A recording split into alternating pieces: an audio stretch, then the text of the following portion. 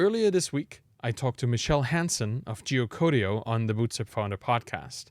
Michele co-founded the business that she's running, Geocodio, with her husband and ran it as a side project for several years. Now, that's a long time to wait before you commit full time to a project. And we also learned during our conversation that there are many, many different ways of determining when the right time is to make that leap. For me, it was reaching a specific revenue figure, and for Michele, it was something else entirely. So let's explore this critical step today. When should you go from side project to full time? What are those significant catalysts that speed up this process? First off, let me make one thing absolutely clear.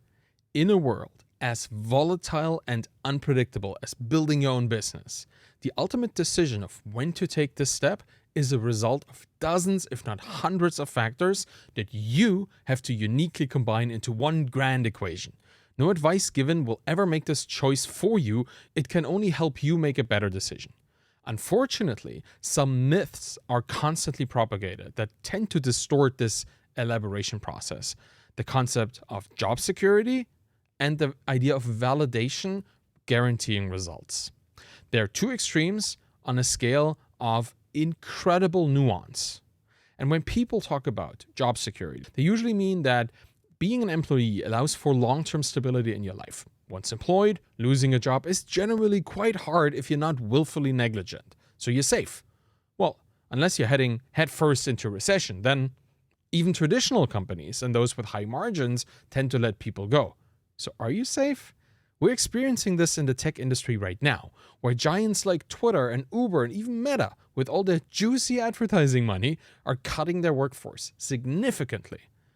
There's this meme about how, as a software engineer, you can guarantee a lifetime of job security by just writing bad and undocumented code and no one can ever fire you. Ha ha ha. Well, not even that can protect people now.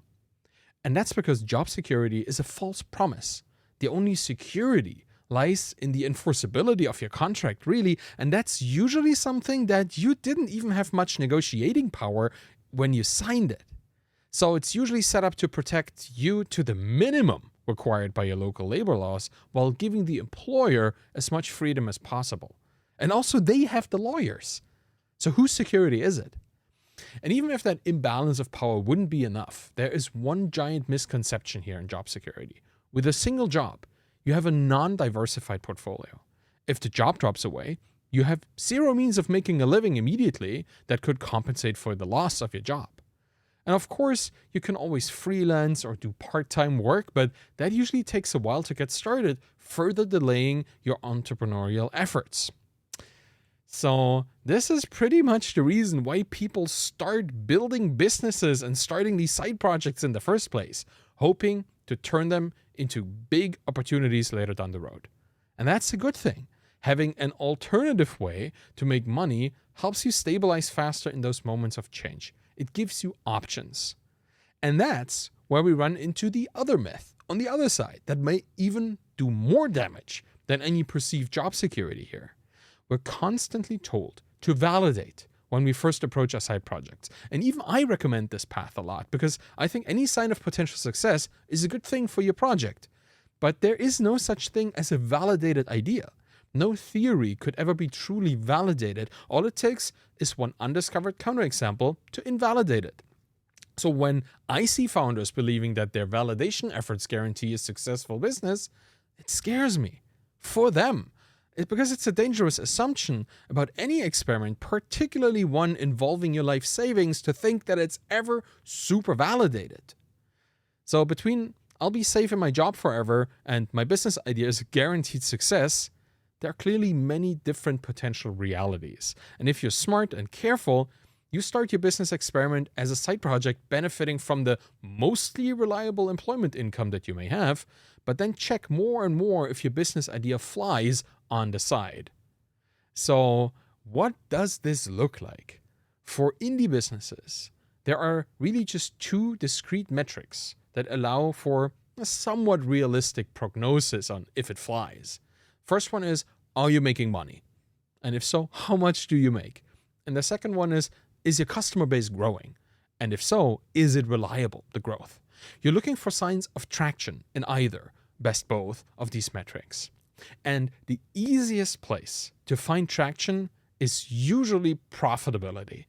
If your side project pays for itself, that's a pretty strong indicator that you might want to take it more seriously. But just how much revenue does a project need to feel safe? Is making a few $100s a month enough of a signal? Or should you throw away a solid 4-figure day job for this? This is why it's so hard to determine the exact right point to make a move. Some founders wait until their project allows them to have a few months runway, and these people usually have a way back into employment should they really need to. Most indie hackers come from a technical background and can quickly get into freelancing should they need to pay a bill. But I guess project work also exists in every industry, making that a fallback option for most entrepreneurs. But you never really know. It's just an option. Nothing is ever guaranteed. Your project might make $2,000 this month, but you could see $0 the next month. So just looking at the monthly revenue isn't enough. It's a really good idea to keep an eye on a second metric at the same time, and that's how many users can you reliably convert into customers every month. Do you have enough paying customers to sustain your revenue for a while? Are there more in the pipeline? All of this boils down to growth. And in my own SaaS, Feedback Panda, that's what went into the choice to turn it from a side project to a full-time commitment. We had a month-over-month growth of like 10% and more for almost half a year, and our MRR had caught up to twice the combined income that my co-founder and I made from our regular jobs.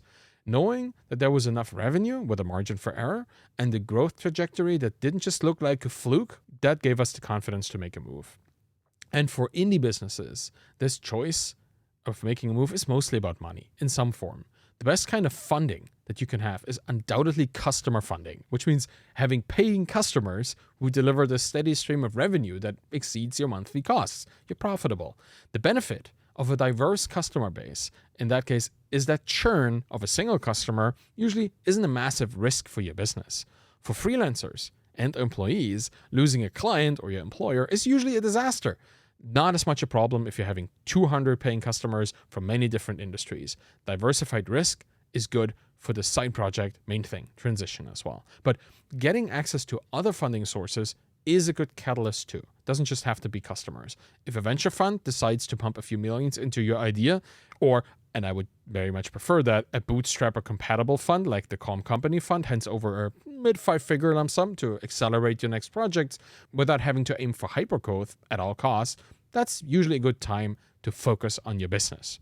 And focus is what all of this is really about. One thing I remember from moonlighting Feedback Panda is that it got hard not to think about my 8-hour day job during my evening work sessions on my own project. If you're focused on solving someone else's problem so you can pay your rent, it's easy to sabotage the very project that could get you out of that predicament. If you can run your side project without having focus shifting problems, then there is no reason to not keep working as an employee either, or however else you bring in the grocery money. In fact, the forever side project, that's a perfectly legitimate approach. An approach to building a diversified portfolio too. I know a marketing executive who teaches at a college on the side, but they would never want to become a full-time professor, no matter how much the school would offer them. They just want variety in their lives without committing to any one particular activity beyond what's enjoyable for them. And your side project can be just that. Any level of success opens doors that can lead to massive opportunities in some other field. Maybe you can incorporate your side project into your main job, or you meet someone to acquire it from you. Perhaps one of your customers ends up being your next co-founder on the next business that you start. There are truly no rules here, just choices. And for some, the choice to commit can be a heroic act of defiance too. Some founders just dare to try and jump into working full-time on a project without all the validation they should have done. Risky move, but increasingly often the right one when paired with a strategic approach like building in public or joining an accelerator like TinySeed, for instance. Personally, I think that this move is one of the most important ones in any founder's career. And therefore, it should be taken only when it's the right time. And I mean the right time for the project, not necessarily for you as the founder. As humans, we have this internal narrative about why and how and what should be done or should not be done. Like, if you have a business, even just a tiny side project that is growing and making you money and showing potential, it might actually be a good idea to admit that while you might not be ready, the business is. And you will get ready in just doing it. So here we are. It took me 9 months to get from starting a side project to going full time. That's how long Feedback Panda was a side project. And Michele Hansen and her husband took 3.5 years. And some people never take the leap. I asked people about their deciding moments on Twitter, and the replies were highly varied. Interestingly, there is a clear continuum between internal motivations and external pressures. There are founders out there who only have side projects and stop having a main thing altogether because they just enjoy it more. And others, well, they were forced to find something new after their employers were run out of business. A lot of options here. Ultimately, it's really up to you, your traction, your funding, and your focus.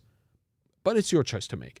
And I do recommend reflecting on making this jump every few weeks or months. Depends on, how much you want to think about it. Because when you feel that there's potential, don't just jump into it. Talk to people who've done this before and listen to their stories and get their opinions.